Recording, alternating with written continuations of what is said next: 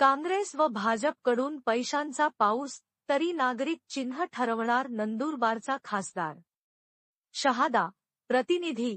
नंदुरबार लोकसभा मतदारसंघाचे मतदान दिनांक 13 मे 2024 रोजी पार पडले. काँग्रेस व भाजप पक्षाकडून आपल्या उमेदवाराला विजयी करण्यासाठी मतदारांवर पैशांचा पाऊस पाडण्यात आला.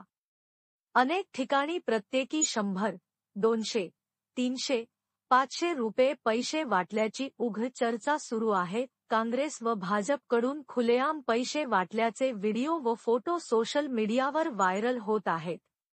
अनेक मतदान केंद्रावर 100 मीटरच्या आत पैसे वाटणे, मतदारांना पैशांची आमिष दाखवणे, इशाऱ्यावर मतदान करायला लावणे असे गैरप्रकार आढळून आले. अपक्ष उमेदवार सुशीलकुमार पावरा यांनी अशा गैरप्रकाराबाबत जिल्हाधिकारी तथा निवडणूक निर्णय अधिकारी नंदुरबार यांच्याकडे तक्रार केली आहे. पैसे वाटून मतदान घेणे हा प्रकार लोकशाहीला काळिमा फासणारा प्रकार आहे. आपले मत अमूल्य आहे.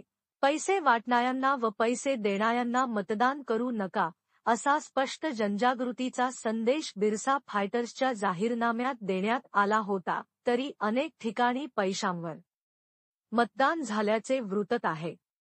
काँग्रेस व भाजपकडून पैशांचा अफाट पाऊस पाडण्यात आला असला तरी अपक्ष उमेदवार सुशीलकुमार यांच्यामुळे नंदुरबारचा निकाल अस्पष्ट आहे. कोण मारणार बाजी? काँग्रेसचे गोवाल पाडवी की भाजपच्या हिना गावित की दोघांना सोडून बिरसा फायटर्सचे अपक्ष उमेदवार सुशीलकुमार पावरा? निवडणूक रिंगणात एकूण 11 उमेदवार होते. त्यात काँग्रेस व भाजप व अपक्ष उमेदवार यांचीच अधिक चर्चा सुरू आहे.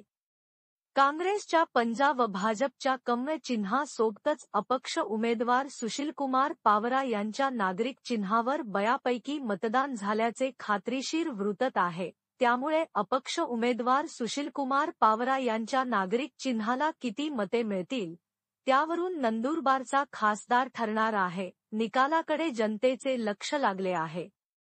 Bureau report, Maybhumi news Maharashtra. Congress व भाजपकडून पैसे. नंदुरबार लोकसभा क्षेत्राचं आज मतदान सुरू आहे. सीसा या मतदान केंद्रावरती मी अपक्ष उमेदवार यांनी भेट दिलेली आहे. या सीसा या केंद्रावरती खूपच गोंधळ असा कारभार सुरू आहे. इथं 100 मीटरच्या आत प्रचंड अशी गर्दी जमलेली आहे. इथले जे पोलीस कर्मचारी आहे आणि इतर कर्मचारी आहे हे आपल्या कर्तव्यामध्ये कसूर करत आहेत. यांना एवढी गर्दी जमलेली आहे ती काय दिसत नाही का? इथले जे पक्षांचे किंवा इतर जे काही दलाल आहेत ते इथं मतदारांना याच्यावर बटन दाबा, त्याच्यावर बटन दाबा अशा पद्धतीने केंद्रासमोरच खुलेआम सांगत आहेत. तेव्हा हे जे कर्मचारी आहे या कर्मचाऱ्यांची जी ड्युटी आहे त्या ड्युटीमध्ये सुद्धा हे कसुराई करत आहेत. म्हणून मी अपक्ष उमेदवार म्हणून या कर्मचाऱ्यांवरती कडक कारवाई करावी म्हणून माननीय निवडणूक निर्णय अधिकारी जिल्हाधिकारी यांच्याकडे या फोटो आणि व्हिडिओसहित यांच्यावरती कारवाईसाठी मी मागणी करणार आहे. आणि अशा पद्धतीचा हा प्रकार या जिल्ह्यामध्ये कुठेही घडायला नको पाहिजे. हे मतदारांना आमिष दाखवण्यासारखं, मॅनेज करण्यासारखा हा प्रकार सीसामध्ये सुरू आहे. ही एक लोकशाहीला काळिमा फासणारा हा प्रकार आहे. म्हणून अशा प्रकार